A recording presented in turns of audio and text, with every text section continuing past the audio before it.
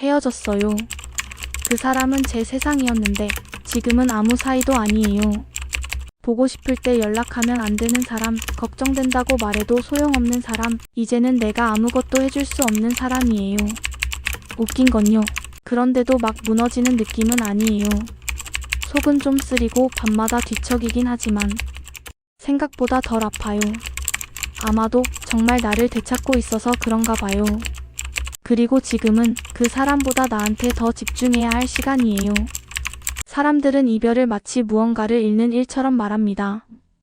헤어졌다는 말은 실패처럼 들리고 상처처럼 보이고 가끔은 약한 사람처럼 느껴지기도 하죠. 그런데요, 저는 오히려 이렇게 말하고 싶습니다. 헤어지셨다면 정말 잘하셨습니다. 이별은 때로 계속 붙잡는 것보다 훨씬 더 용기 있는 선택입니다. 자신을 점점 갉아먹는 관계를 감정만으로 억지로 유지하는 게 정말 옳은 일일까요? 당장은 힘들 수 있어요. 보고 싶고 생각나고 자꾸만 그 사람의 흔적이 떠오를 수도 있어요.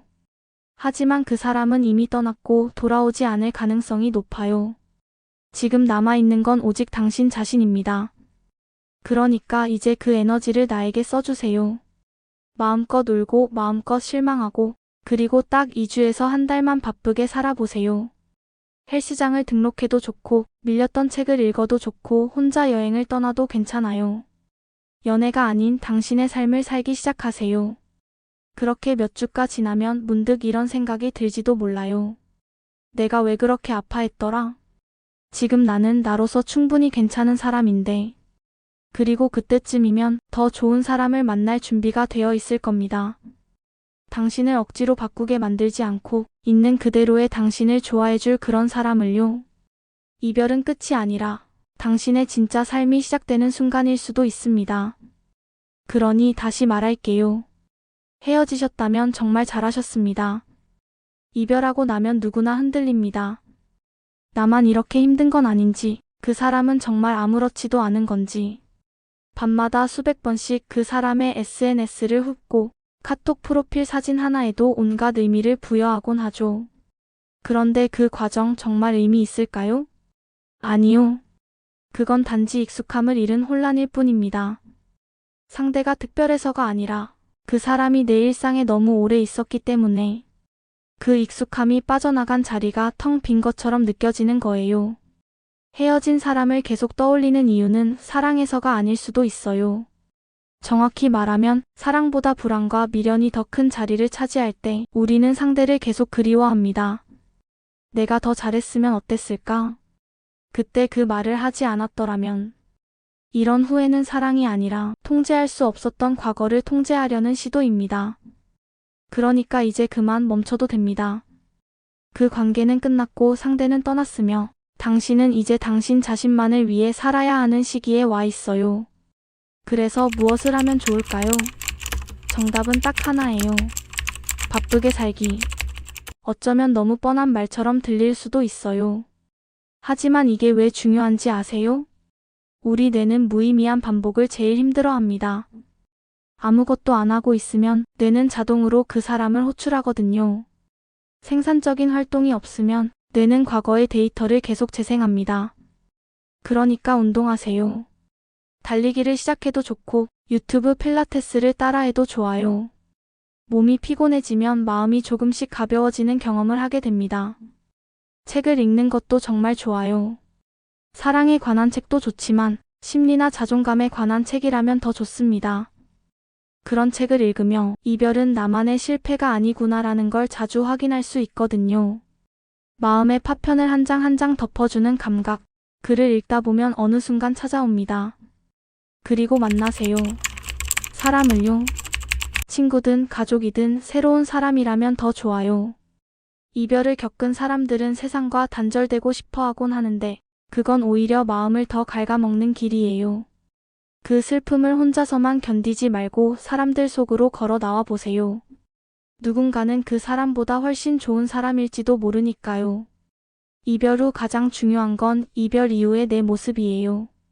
사람은 진짜로 떠난 사람보다 떠난 후에 더 멋있어진 사람에게 더 미련이 남아요.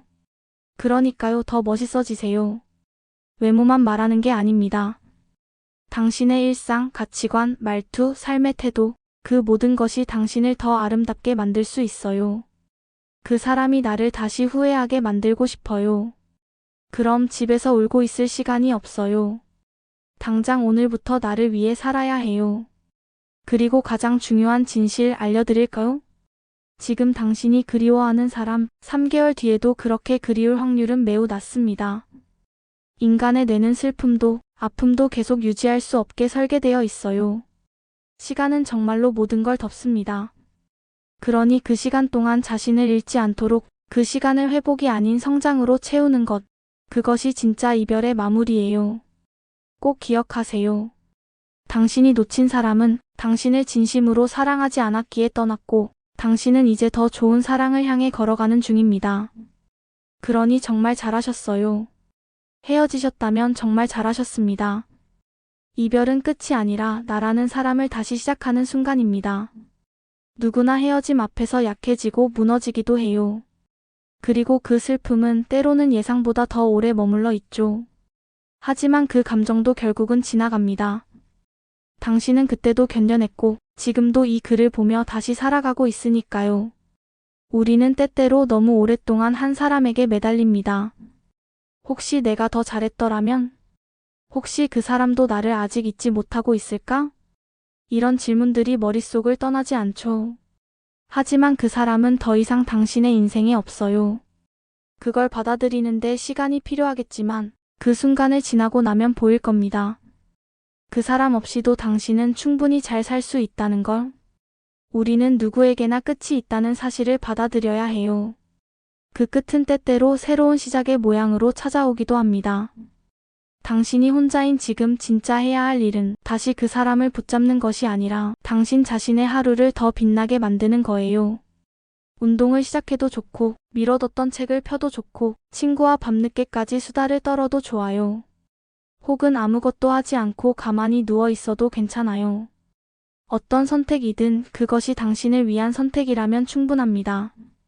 2주 혹은 한 달. 그 시간 동안 조금만 바쁘게 살아보세요. 마치 연애를 막 시작했던 것처럼. 당신 자신에게 애정을 쏟아보세요. 그러다 문득 깨닫게 될 겁니다. 언제 내가 그렇게 힘들었더라? 그리고 웃고 있는 자신을 보며 알게 될 겁니다. 그 이별은 정말 잘한 결정이었다고.